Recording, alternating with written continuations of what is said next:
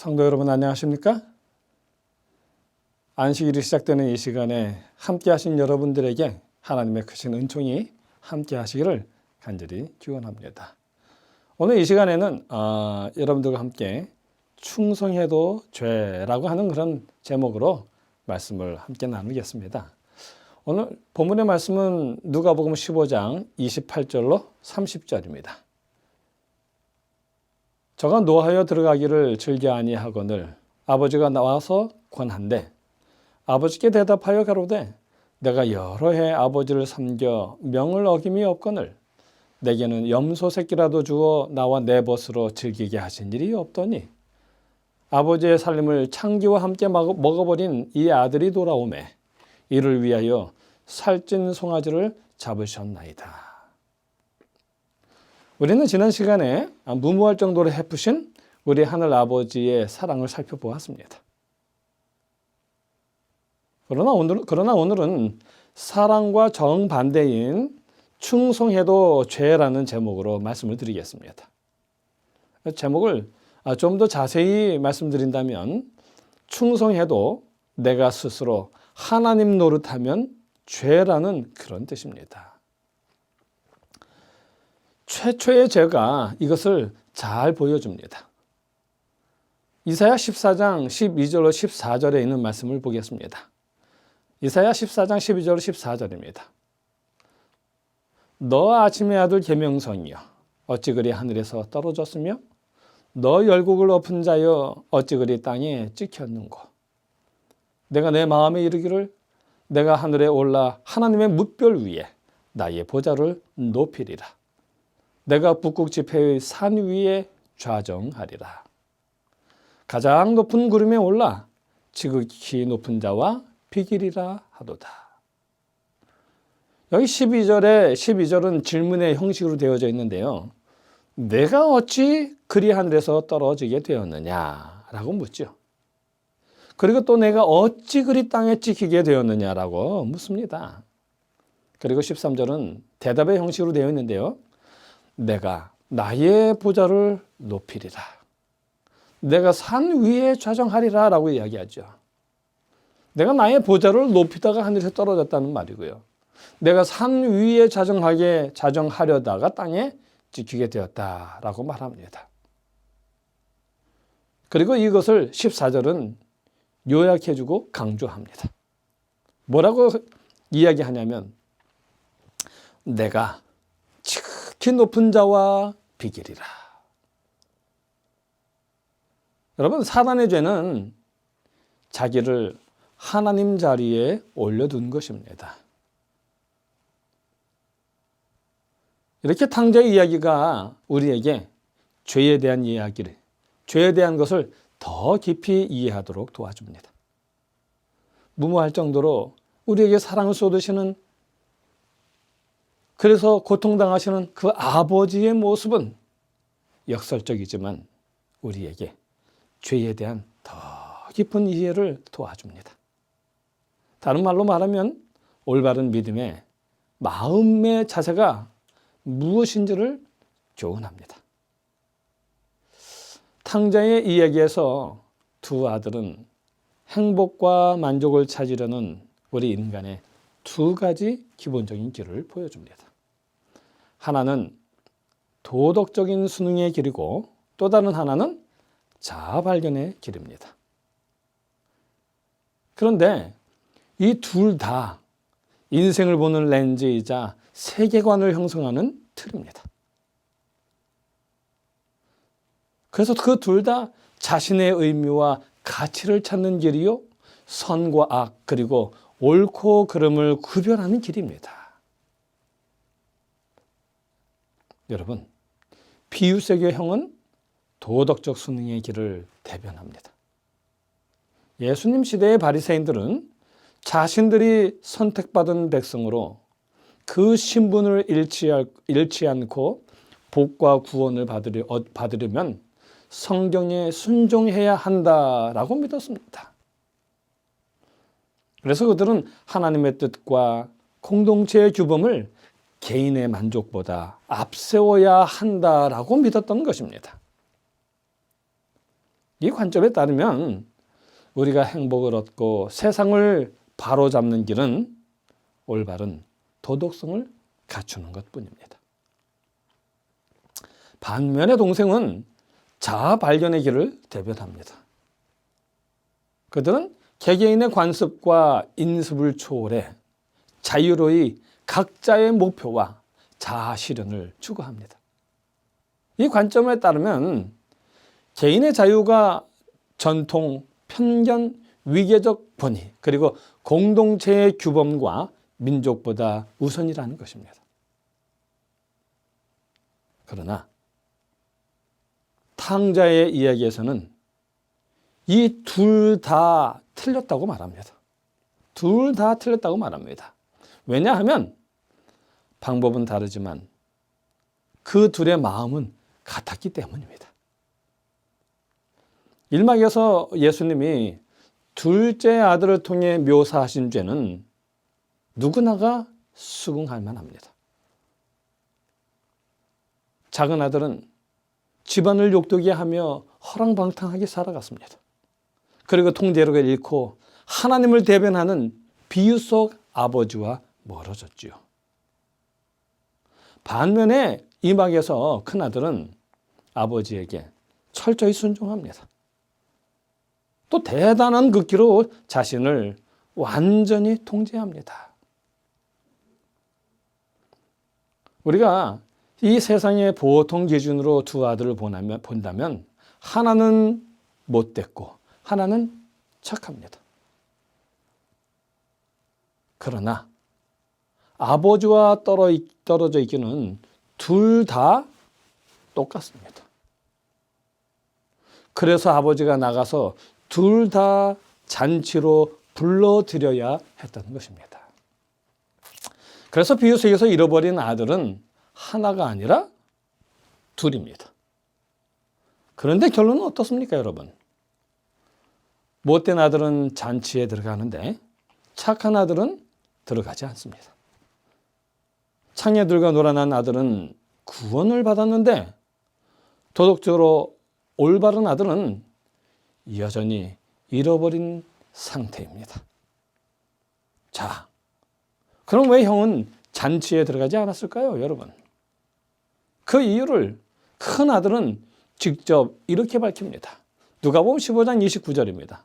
내가 여러 해의 아버지를 섬겨 명을 어김이 없거늘 내게는 염소 새끼라도 주어 나와 내 벗으로 즐기게 하신 일이 없더니.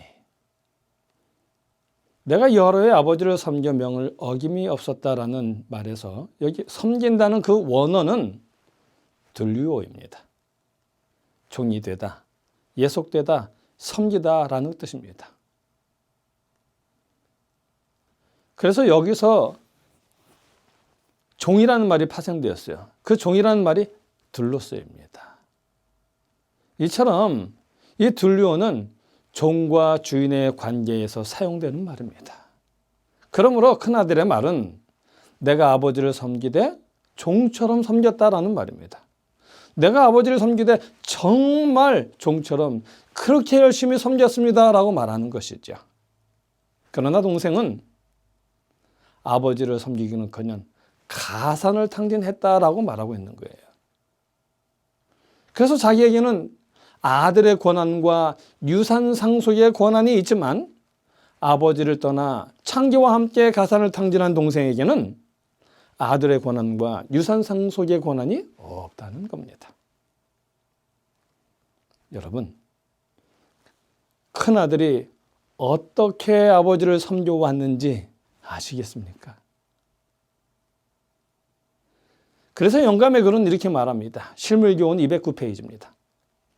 그들은 저희 자신이 그다지 큰 죄를 짓지 않았기 때문에 스스로 의롭다는 생각을 갖는다. 자기가 큰 죄를 짓지 않았기 때문에 스스로 의롭다는 그런 생각을 가지고 있다는 말이에요. 그들은 비유에 나오는 마다들과 같이 하나님의 특별한 특권을 누렸다. 그들은 하나님의 집의 아들들이라고 주장하였으나 사실은 품꾼의 근성을 가지고 있었다. 왜 스스로 죄를 짓지 않았기 때문에 그래서 스스로 의롭다라는 생각을 했다라고 하는 거예요. 그리고 자기는 늘 하나님 아버지 집에 있었다는 거예요. 그렇기 때문에 하나님의 특별한 특권을 누리고 있다라고 생각했다는 거죠. 그런데 바로 이러한 그들의 생각이 품꾼의 근성을 가지고 있었다는 사실을 보여주는 것이다라고 이야기하고 있는 거예요. 계속해서 보면 이렇게 말합니다. 그들은 사랑의 근거에서 일하지 아니하고 보수를 받을 생각으로 일했다. 이래서 품꾼의 근성을 가지고 있었다라고 말하는 거예요. 여러분, 사랑은 보수를 바라지 않습니다. 만약 보수를 바란다면 그것은 거래이지 사랑이 아니거든요. 그래서 계속해서 보면 그들은 그리스도께서 세리와 증인들에게 당신의 은혜의 선물, 곧 랍비들이 수고와 고행을 해서 얻으려던 선물을 아낌없이 받으라고 초청하시는 것을 보고 몹시 화가 났다. 요약하면 그 말이에요. 수고와 고행을 해서 얻어야 하는 것인데 그런 수고와 고행도 없이 고생도 하지 않은 세리와 창기들에게 그 선물을 주시는 예수님을 보고는 화가 났다는 거예요. 쉽게 말해서 그들이 수고하는 선한 일을 행하지도 않은 자격도 없는 자들인데 그들에게 하나님이 은혜 베푸시는 것을 보고 화가 났다는 거예요. 그래서 계속해서 보면 이렇게 말해요. 부친의 마음을 기쁨으로 충만케 한 탕자의 귀가가 그들에게는 오히려 질투심을 일으킬 뿐이었다. 여기 말하는 거예요. 아니, 수고하고 고생하고 그런 모든 것을 함으로 얻어야 되는데 그렇게 하지 않은 그들에게 하나님의 은혜 베푸시는 것을 보니까 그런 탕자가 돌아왔는데 그에게 은혜 베푸시는 것을 보니까 그걸 보면서 오히려 그 마음속에 질투심이 일어났다라고 말하는 것입니다. 여러분, 무엇이 그 큰 아들과 아버지의 관계를 갈라놓았습니까? 자기의입니다. 곧 자기의 선한 행실입니다. 큰 아들에게 있어서 자격이 있냐 없냐, 아버지의 유산을 상속할 자격이 있냐 없냐, 하나님의 은혜를 받을 자격이 있냐 없냐 하는 그런 기준은 자기의 선한 행실이었습니다. 그는 곧 하나님, 내가 이렇게 했으니 하나님 들어주셔야 해요 라고 하는 것이었습니다. 이것을 잘 설명해 주는 책이 하나 있는데 그것이 바로 뭐냐면 아마데우스라고 하는 책이에요. 그 책은 모차르트와 그를 질투하던 또 다른 천재 음악가 살리에리의 이야기입니다. 이 아마데우스는 볼프강 아마데우스 모차르트의 이름의 미들네임이에요. 그래서 그 작품은 모차르트의 방종한 삶과 음악을 위해서 자신을 하나님께 바치겠다는 살리에리에 관한 이야기입니다. 그 작품 중 살리에리의 기도를 보면 이래요. 주여, 저를 위대한 작곡가가 되게 하소서. 음악으로 주의 영광을 찬미하게 하시고 저도 칭송받게 하옵소서. 사랑하는 하나님, 제가 온 세상에 유명해져 불멸의 존재가 되게 하옵소서. 제가 죽은 후에도 제 작품이 사랑받고 제 이름이 영원히 회자되게 하소서. 그 대가로 저는 주께 제 순결과 근면함과 가장 깊은 겸손과 나의 삶 전체를 드리겠나이다. 또한 가난하고 어려운 자들을 힘을 다해 돕겠나이다. 이 살리에리는 정말 이 맹세를 지키며 살아갑니다. 여자와 술을 멀리하고 열심히 음악을 공부하고 또 많은 은들에게 무료로 가르치고 음악을 가르쳐주고 가난한 사람을 열심히 돕습니다. 자신의 길이 이렇게 음악적으로 잘 풀리자 그는 하나님이 자기와의 그 모든 거래의 조건을 잘 지키고 계시다고 믿었습니다. 그런데 그때 음악적인 재능이 자기보다 훨씬 뛰어난 모차르트가 등장하는 것입니다. 그 모차르트를 보니까 그의 천재성이 하나님이 부여하신 게 분명해 보였던 거예요. 여러분, 모차르트의 중간 이름이 아마데우스인데 이는 하나님께 사랑받는다라는 뜻이에요. 그런데 모차르트는 방종을 일삼는 누가복음 13장의 동생과 똑같았어요.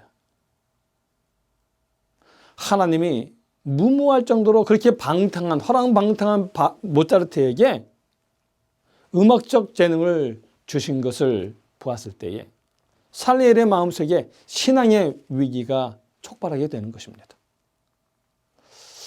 작품 중 그의 고백을 보면 이렇게 이야기합니다. 도무지 이해할 수 없다. 나는 하나님께 재능을 받을 만한 자격을 갖추려고 본능적 욕망마저도 다 물리치고 있었다.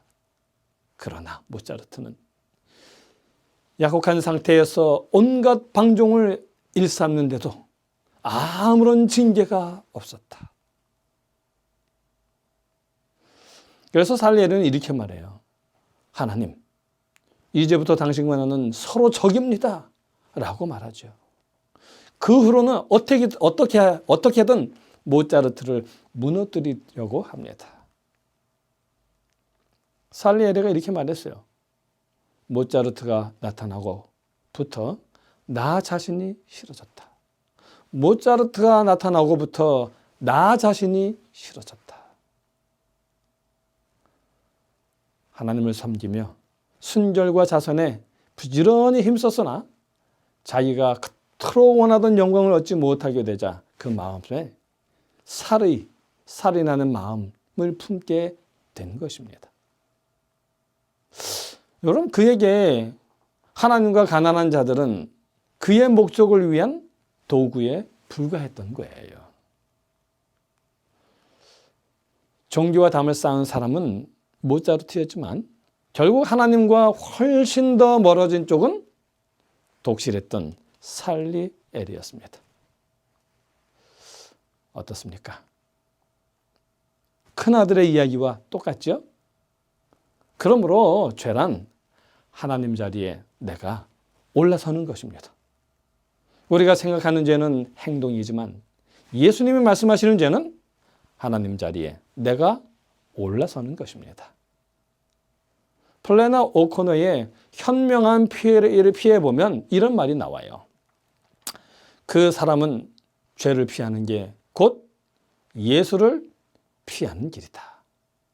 다른 말로 표현하면 구주 그리스도 예수를 피하고 싶다면 무엇을 지키면 된다는 말입니까? 율법을 지키면 된다는 말입니다. 그러면 나에게 뭐가 생긴다는 거예요? 율법을 지킴으로 나에게 권리가 생긴다는 것입니다. 내가 그렇게 해서 권리가 생기면 하나님에게는 나의 기도를 응답하시고 내 삶을 행복하게 하시고 하늘에 들어가는 입장권을 주셔야 하는 의무가 생긴다는 것입니다. 이 논리대로라면 값없이 은혜로 나를 용서해 주실 구주는 필요가 없습니다. 왜냐하면 나의 선한 행실의 권리가 나를 용서받게 해주기 때문에 예수님이 필요가 없는 것입니다. 그렇게 나의 선한 행실의 권리가 나를 의롭게 만드니 결국 예수님의 피가 필요 없다는 것이죠.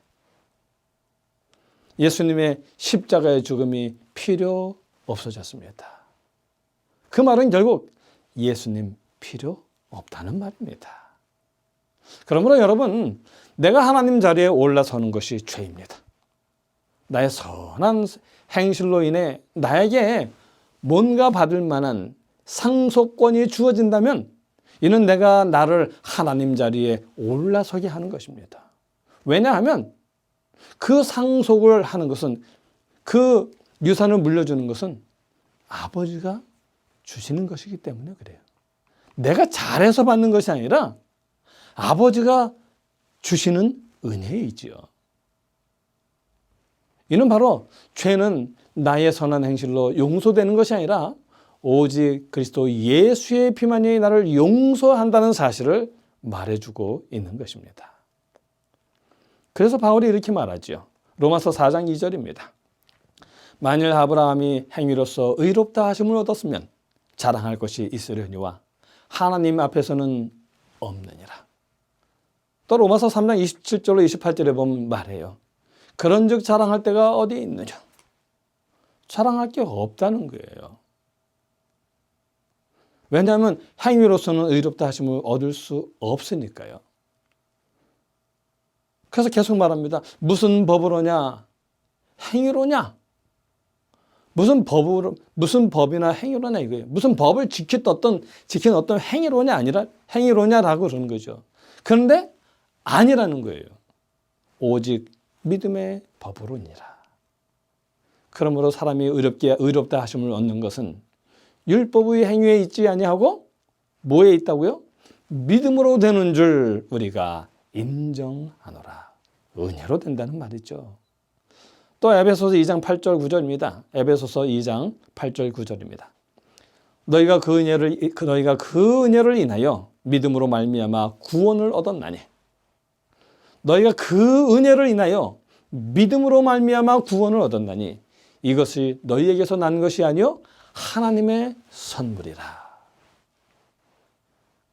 행위에서 난 것이 아니니 이는 누구든지 자랑치 못하게 함이니라. 여러분, 이 가지가 열매를 맺는 것은 자기가 열매를 맺는 겁니까? 아니면 나무가 열매를 맺어준 겁니까? 나무가 열매를 맺은 거예요. 나무의 생명이 가지에게 미쳐서 그 나무의 생명이 열매를 맺게 하는 것이에요. 가지는 열매를 스스로 맺을 수 없습니다. 그러므로 가지에 좋은 열매가 맺혔다는 것은 그 나무의 생명력이 좋다는 거예요. 그 나무가 좋은 나무라는 거예요. 그러므로 그 열매는 자랑할 것이 못 되는 거죠. 열매는 결국 무엇을 이야기하냐면 그 나무가 좋다라는 것을 말하고 있는 것이죠. 그러므로 오늘 우리의 행위 속에 나타나는 모든 것은 결국은 우리 하나님이 어떤 분이시다라는 사실을 보여주는 것이라는 거예요. 열매라는 것이죠. 그런데 오늘 우리가 그 순종을 통해서 나의 권리를 주장하며 하나님을 통제하려고 한다면 우리는 잃어버린 자녀입니다. 그러므로 저는 단순히 규범을 어기는 것이 아니라 구주여 주님이여 재판장이신 하나님의 자리에 자기가 올라서는 것입니다. 살리엘이 그는 자신의 삶을 철저히 통제하며 순결을 지키고 가난한 자들을 도왔지만 하나님의 은혜를 의지한 것이 아니라 자신의 선행으로 하나님께 빚을 주어 하나님을 통제하려 하였던 것입니다. 다시 말해서 자기 스스로 자신의 구주가 되었던 것입니다. 그래서 그가 하나님께 불공평하다고 우기며 모차르트를 향해 원한과 사례를 품었을 때 그는 하나님의 자리에 올라서 재판장이 되었던 것입니다. 이제 결론입니다. 탕자의 이야기를 통해 주시는 교훈은 둘 다 틀렸다는 것입니다. 그러나 둘 다 아버지의 사랑을 받는다는 것입니다. 아버지는 둘 다 소중히 여겨서 사랑의 잔치에 불러들이십니다. 그리고 성경은 이것을 복음이라고 부릅니다. 복음의 관점에서 보면 모든 사람이 틀렸으나 모든 사람이 사랑을 받는 것입니다. 형부리의 사람들은 세상을 둘로 나눠요. 착한 사람들이 실세이고 나쁜 사람들이 태물이고 문제라는 것입니다. 그러나 동생부리의 사람들은 넓은 마음으로 관용하는 사람들이 실세이고 자기만 옳다고 하는 옹졸한 사람들이 퇴물이고 문제다라고 말합니다. 그러나 예수님은 이렇게 말씀하셔요. 겸손한 사람들이 실세이고 교만한 사람들은 퇴물이요 문제이다. 탕자 이야기의 결론을 보면 동생은 자기가 아버지를 떠난 죄인임을 알고 아버지께로 돌아가 잔치에 들어갔습니다. 그런데 형은 안 들어갔어요. 왜냐하면 형은 늘 아버지 집에 있었습니다. 그러나 형의 눈은 멀어서 자신의 진실된 모습을 보지 못했습니다. 눈이 멀어서 자기의 실상을 보지 못하기 때문입니다. 혹시 우리가 형 같은 불의의 사람은 아닌지 모르겠습니다.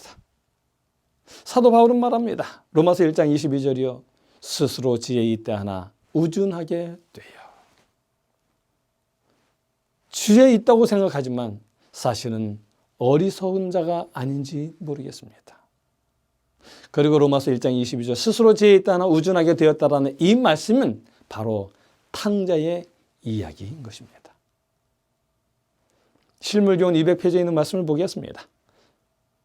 외적으로 어떻게 보이든지 간에 자신을 중심으로 사는 모든 생애는 어떤 생애요? 자신을 중심으로 사는 모든 생애는 무슨 생애라고요? 낭비하는 생애이다. 누구든지 하나님을 떠나서 살고자 하는 자는 어떤 자요? 하나님을 떠나서 살고자 하는 자는 재물을 낭비하는 자이다. 그는 귀한 세월을 허비하고 정신과 마음과 심령의 능력을 낭비하고 영원한 복락을 얻는 일에 나고자가 된다. 자신을 섬기려고 하나님을 떠나가는 사람은 재물의 종이 된다. 그렇습니다. 여러분, 순종은 사랑의 진정한 표이지 권리가 아닙니다. 아무쪼록 저와 여러분의 믿음이 권리가 아닌 진정한 사랑을 드리는 겸손한 순종의 믿음이 되기를 간절히 바랍니다. 보수를 바라지 않는 참된 사랑의 믿음이 되기를 간절히 바라며 말씀을 줄이겠습니다.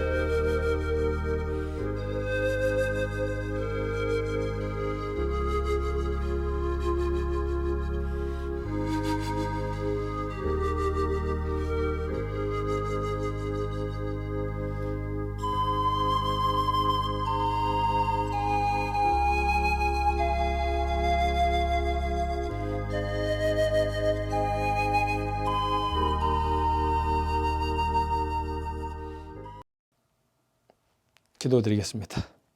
하늘에 계신 저희들의 아버지 하나님, 오늘 말씀을 통하여 우리의 모습을 돌아볼 수 있게 도와주셔서 감사합니다. 하나님, 우리의 지난 날은 총과 같은 생이었습니다.